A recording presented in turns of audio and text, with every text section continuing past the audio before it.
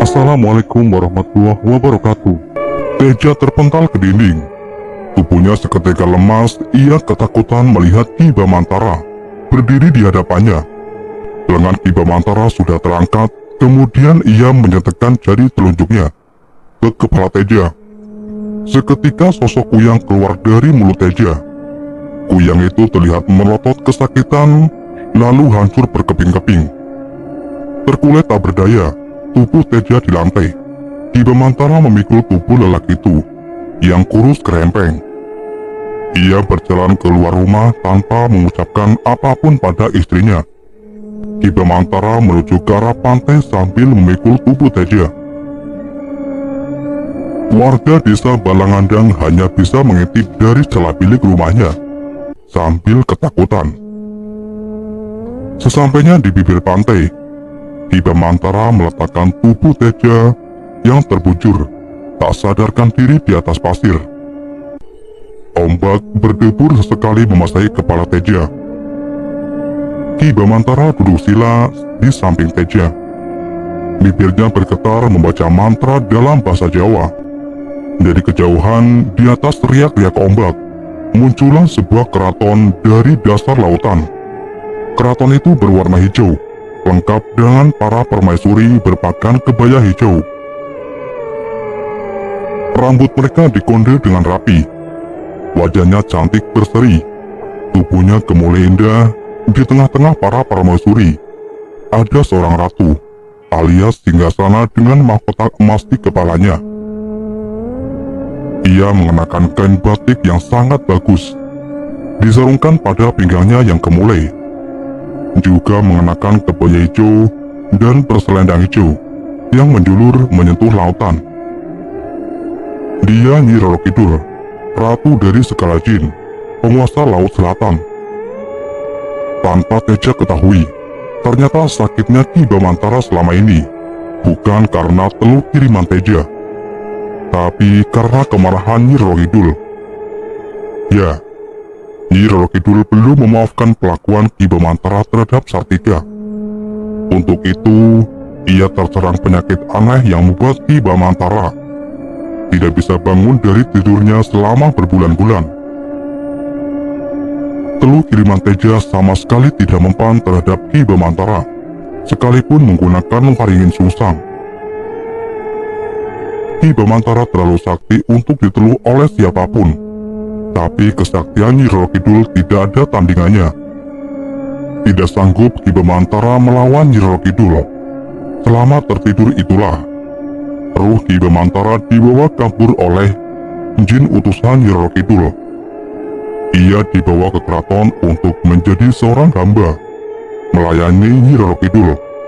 Selama berbulan-bulan, ia dijadikan tukang kipas keraton, yang sepanjang hari dan hanya berdiri mengipas-ngipasi Nyi Roro Kidul, yang duduk di singgasana. Setelah menjadi hamba, Ki Bamantara memohon agar bisa dikembalikan ke raganya. Nyi Roro Kidul menyanggupinya asal ia memberikan seorang pengganti. Maka Tejalah satu-satunya orang yang tepat untuk ditumbalkan. Karena lelaki itu akhir-akhir ini lancang sekali mengusik keluarga Ki Bamantara. Teja terbangun. Ia mendapati dirinya di bibir pantai dan terkejut melihat kemegahan sebuah keraton di tengah lautan. Dari kejauhan, ia memperhatikan dua orang lelaki berbadan kekar, tapi berkepala kuda mendekat ke arahnya. Hanya sekejap mata, dua lelaki itu sudah ada di hadapan Teja. Mereka menarik paksa lengan Teja dan menyeret lelaki itu ke keraton Nyi Roro Kidul. Sementara itu, Ki Bamantara berlutut sambil terduduk di pinggir pantai. Kedua telapak tangannya dirapatkan di atas kepala. "Matur nuwun Kanjeng Gusti," ucap Ki Bamantara sambil terus tertunduk. 1 minggu setelah Teja ditumbangkan pada Nyi Roro Kidul, Ngartasi bermimpi didatangi Sartika, manusia kesayangan Nyi Roro Kidul. Dalam mimpi itu, Sartika mengatakan kalau Nyi Roro Kidul menginginkan anak kandungannya Ngartasi. Oleh sebab itu di pagi hari, Ngartasi menangis terseduh-seduh di depan tungku perapian. Tidak tega hatinya menumbalkan anak yang selama ini ia nanti-nantikan kehadirannya. Ki Bamantara mendekatinya. Ia belum tahu perihal mimpi Ngartasi. "Ada apa, Ngartasi?" "Anak kita, Ki. Anak kita mau diambil Nyi Roro Kidul." Mendengar pernyataan istrinya, sontak saja Ki Bamantara terkejut bukan main. Keningnya berkerut, ia mondar-mandir tidak karuan di dapur. Bingung apa yang harus dilakukan. Mimpi istrinya benar-benar seperti balok yang menghantam kaca. Hatinya pecah berkeping-keping. Ia tidak mungkin merelakan anaknya digondol Nyi Roro Kidul. Itu hal paling konyol yang pernah ia bayangkan. Setelah bertahun-tahun hidupnya dihabiskan untuk menantikan seorang anak. Tapi setelah akhirnya Ngartasi hamil, malah akan dikasih ke Nyi Roro Kidul. Ki Bamantara lantas pergi ke pantai. Dibakarnya kemenyan sambil komat-kamit memanggil Nyi Roro Kidul. Yang datang malah Sartika. Perempuan itu berjalan anggun di atas air. "Nyi Roro Kidul mau anakmu, atau kau harus menukarnya dengan 50 anak-anak kecil yang akan dijadikan penghibur keraton," kata Sartika dengan nada dingin. "Baiklah, akan kuusahakan. Tanamkan ini di halaman belakang rumah tumbalmu," lanjut Sartika sambil menyorotkan sekantung biji kotoran kambing. Maka malam itu juga Ki Bamantara menanamkan butir demi butir biji kotoran kambing itu ke rumah-rumah warga. Ia benar-benar tidak peduli apapun yang terjadi, asalkan anaknya selamat. Setiap rumah yang penghuninya punya anak kecil, pasti ia tanamkan biji kotoran kambing di halaman belakang rumahnya. Tidak ada yang mengetahui asli Ki Bamantara ini, karena warga Balangandang tertidur pulas malam itu. Keesokan paginya anak-anak mereka hilang secara misterius. Ini adalah kehilangan terbesar sepanjang sejarah Balangandang. 50 anak dalam semalam raib digondol pasukan Nyi Roro Kidul. Warga kebingungan dan mengamuk. Siapa lagi di Balangandang yang patut dicurigai selain Ki Bamantara? Setelah hilangnya Teja, mereka benar-benar yakin kalau anak-anak mereka juga hilang gara-gara Ki Bamantara. "Kita perang sajalah. Aku sudah tidak sanggup hidup seperti ini," ujar salah satu warga memprovokasi. "Betul," sorak puluhan warga yang sudah siap membawa parang, bambu, panah, pisau, dan balok, dan benda-benda lain yang bisa menghabisi Ki Bamantara. "Aku udah takut mati, udah takut kena teluh demi anakku. Aku harus memenggal kepala Ki Bamantara," timpal warga lainnya. "Ya betul, kita sisa Ki Bamantara terkutuk itu. Habisi Ngartasi." Berbondong-bondong warga Balangandang mengepung rumah Ki Bamantara. Mereka siap mati demi membunuh lelaki sakti itu. Obor-obor diacungkan ke atas, diiringi sumpah serapah yang mereka lontarkan untuk Ki Bamantara. Warga menyemut mengeliling rumah, sehingga tidak ada celah bagi Ki Bamantara untuk kabur. 3 orang dari mereka membawa jerigen berisi minyak tanah untuk membakar rumahnya. "Keluar kau Bamantara," seru seorang warga, "atau kami bakar rumahmu," sambut warga lainnya. Sementara itu Ki Bamantara sedang bertapa di kamarnya. Ia sudah menyuruh Ngartasi untuk pergi ke hutan sebelum warga datang. Dengan tenang, Ki Bamantara duduk sila. Kedua tangannya bersedekap di perut, matanya terpejam. Bibirnya diam dan tenang. Ia bertelanjang badan hanya menggunakan celana panjang berwarna hitam. Sementara di luar rumah, Warga saling dorong-mendorong, saling suruh untuk masuk ke rumah Ki Bamantara. Tidak dapat dipungkiri, rasa takut masih ada di hati mereka. Akhirnya 5 orang memberanikan diri masuk ke rumah Ki Bamantara.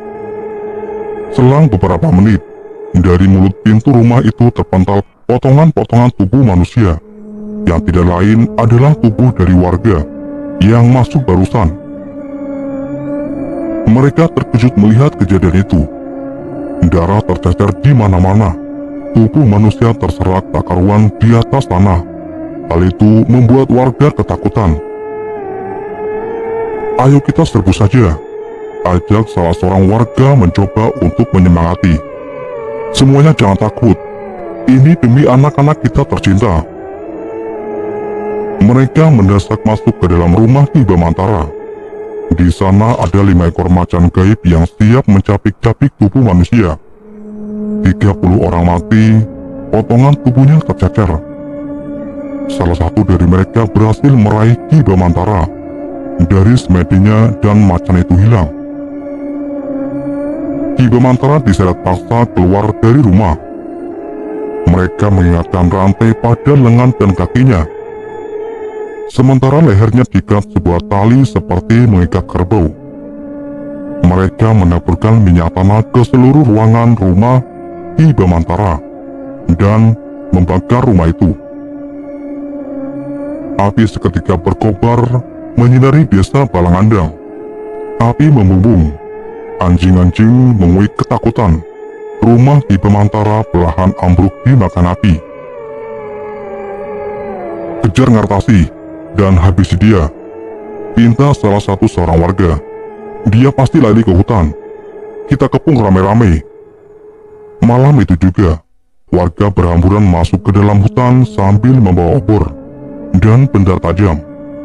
Sementara Ki Bamantara dirantai pada tiang besar. Mereka akan membunuh pasangan suami istri biadab yang membuat anak-anak mereka hilang. Sumpah serapah dilontarkan warga pada Ki Bamantara. Puluhan ludah meluncur ke wajahnya. Namun lelaki sakti itu tetap tertunduk sambil memejamkan matanya. Tidak tidur, ia hanya mencoba untuk tenang. Sendiri di hutan, Ngartasi berlari sekuat tenaga sambil memegang perutnya yang semakin membesar. Ia memakai daster coklat, tangan kanannya menyijing petromak. Sesekali menoleh ke belakang untuk memastikan kalau tidak ada yang mengejarnya. Dia harus berlari sejauh mungkin dari desa Balangandang agar anak dalam kandungannya bisa selamat. Sendalnya yang terbuat dari karet ban membuat punggung kakinya lecet. Segera ia lepas sandal itu dan berlari kembali. Kedua kakinya menerjang-nerjang daun kering yang mengumpul di sepanjang jalan. Dari kejauhan ia melihat cahaya obor berayun-ayun di ranting-ranting pepohonan. Wajahnya semakin ketakutan. Kakinya sudah tidak sanggup lagi berlari. Ngartasi berhenti. Ia melihat ada sebuah gubuk kecil di sebelah kanannya. Dengan tergopoh-gopoh, ia masuk ke dalam gubuk itu. Petromak dimatikan. Nafasnya terganggu. Ngartasi mengintip dari celah di bilik gubuk. Cahaya obor semakin mendekat. Lalu muncullah para lelaki penduduk desa Balangandang. Mereka selingkuhkan mencari keberadaan Ngartasi. "Semua berpencar di sini," kata salah seorang lelaki yang membawa obor. "Tunggu," pinta temannya. Ia melihat gubuk persembunyian Ngartasi. Perlahan mereka mendekat ke gubuk. Seorang lelaki berbadan kurus menendang pintunya. Tapi ternyata tidak ada siapa-siapa di sana. Ngartasi sudah melarikan diri. Akhirnya mereka menyerah dan tidak melanjutkan pencarian. Di desa Balangandang, warga kebingungan bagaimana caranya membunuh Ki Bamantara. Tidak ada satu benda pun yang mampu melukai kulit lelaki sakti itu. Golok yang disabetkan ke lehernya tidak dapat melukainya sedikit pun. Sudah puluhan kali, Juga balok kayu dihantamkan ke kepalanya. Tapi Ki Bamantara malah tertawa-tawa.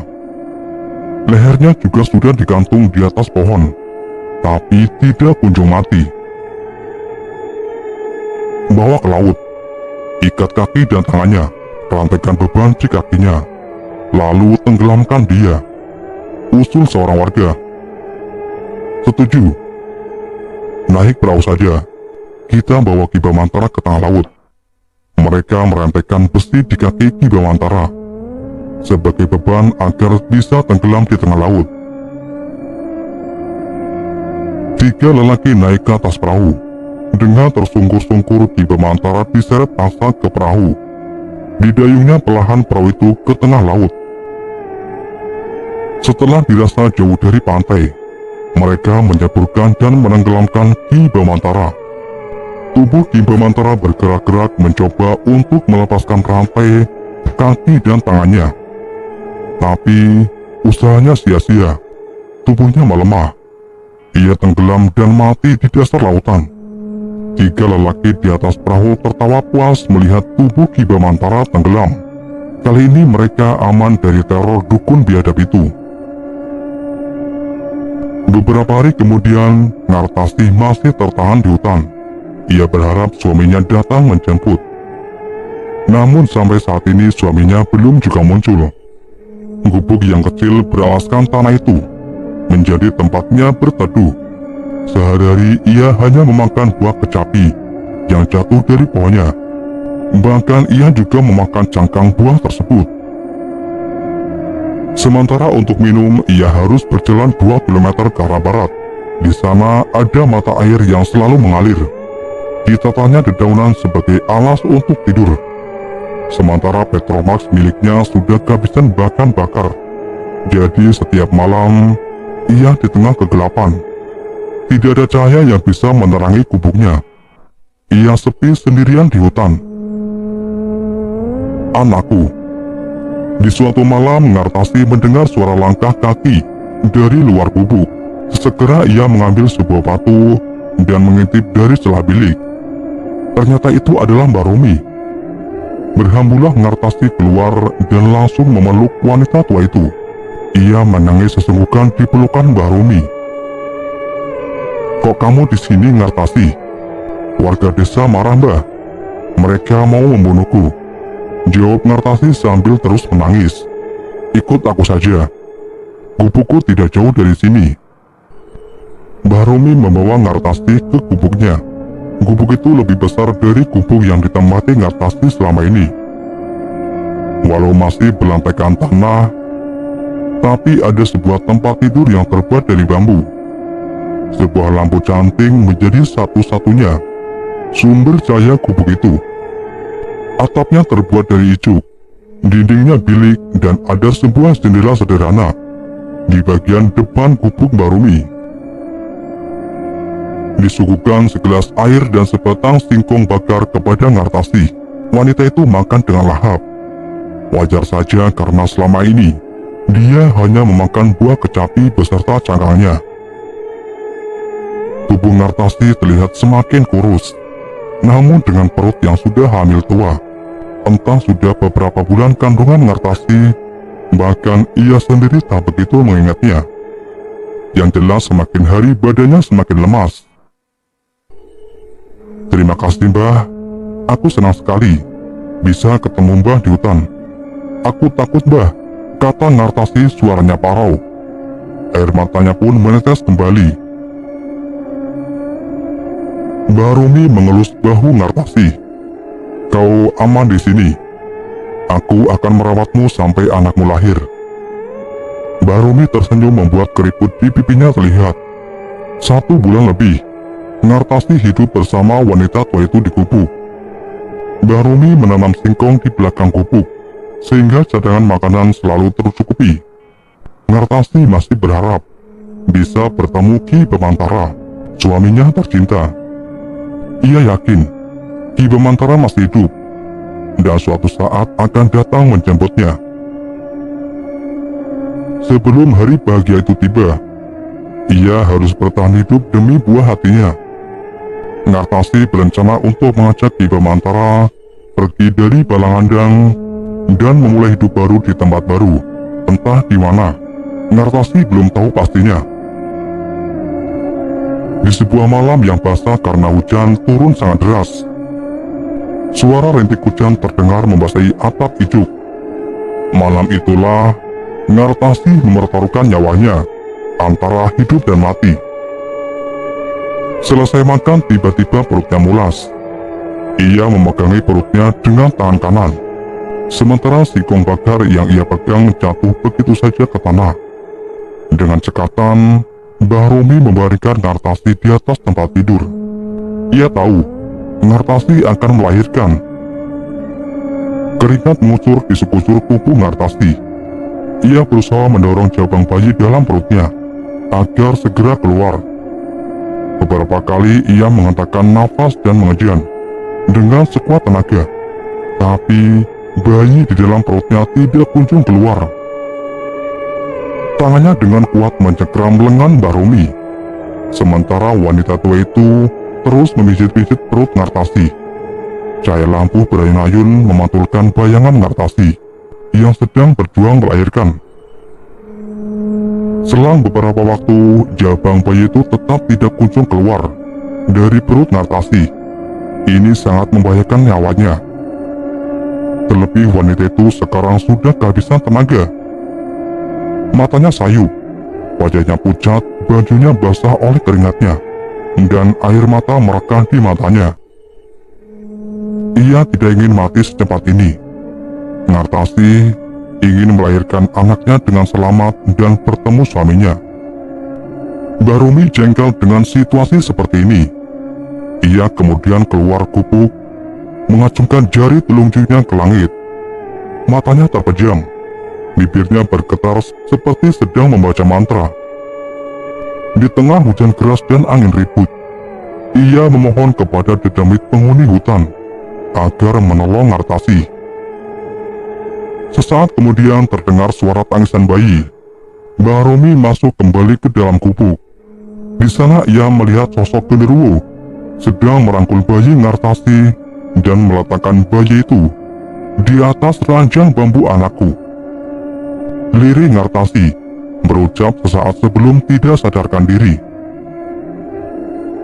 Kuntilanak.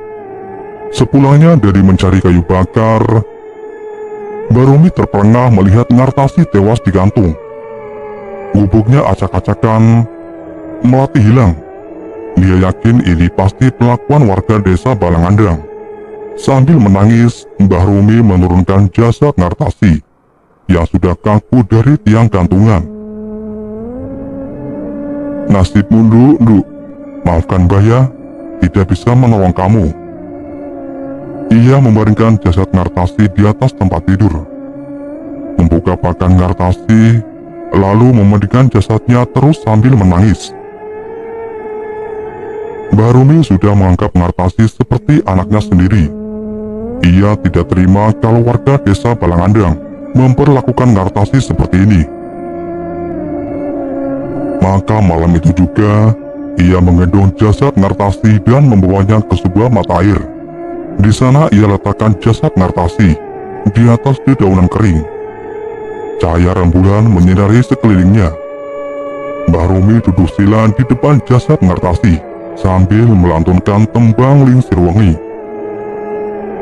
Sesaat kemudian, jasad Ngartasi lenyap dari hadapannya. Mbah Romi tersenyum puas. Dan di atas dahan pohon beringin, menggelantung sosok kuntilanak yang tidak lain adalah Ngartasi. Tubuhnya sebesar kerbau, rambutnya menjuntai panjang, matanya merah menyala, bau busuk menguar dari tubuhnya. Melati. Lirih sosok kuntilanak itu mengucapkan nama Melati. Kemudian ia terbang perlahan menuju desa Balangandang.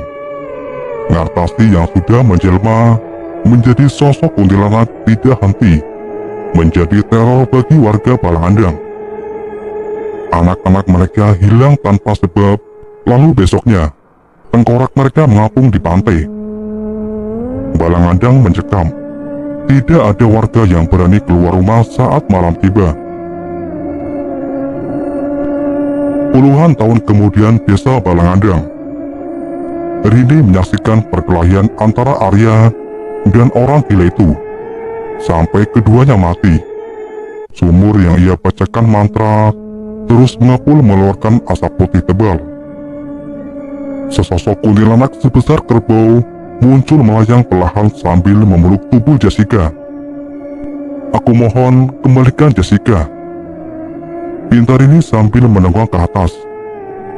Kuntilanak itu kemudian melemparkan tubuh Jessica dan hilang seketika.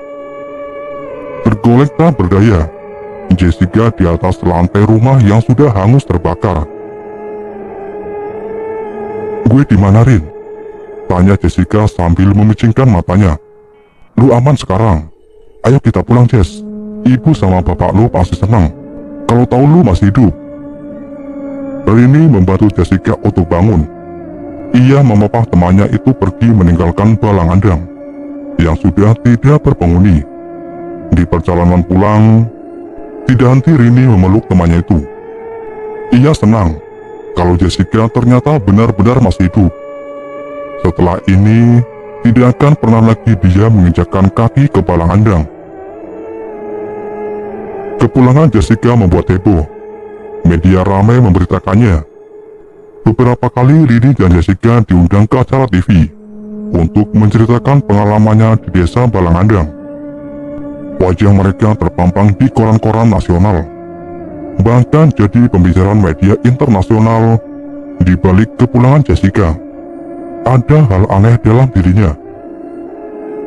Sekarang ia suka makan daging mentah, bunga melati, dan cangkang kecapi.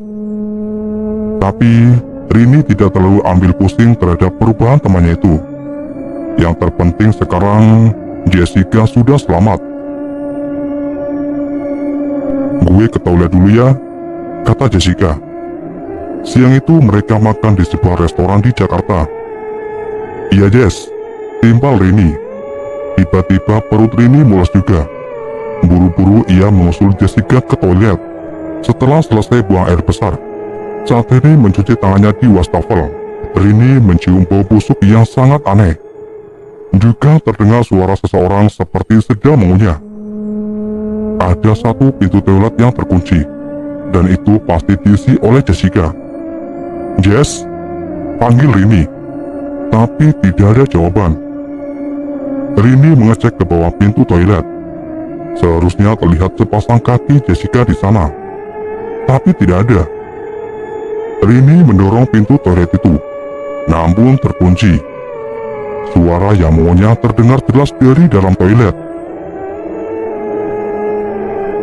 Saat Rini balik badan, dari cermin wastafel, Rini melihat Jessica sedang berdiri sambil tersenyum di belakangnya. Namun saat dia berbalik kembali, sosok Jessica itu hilang. Jantungnya berdetak kencang, nafasnya turun naik, dan saat itu juga terdengar suara Jessica dari dalam toilet melantunkan tembang Lingsir Wengi. "Jessica, jangan nyanyi lagu itu," teriak Rini. Pintu toilet terbuka sendiri, tapi tak ada siapa-siapa di dalam.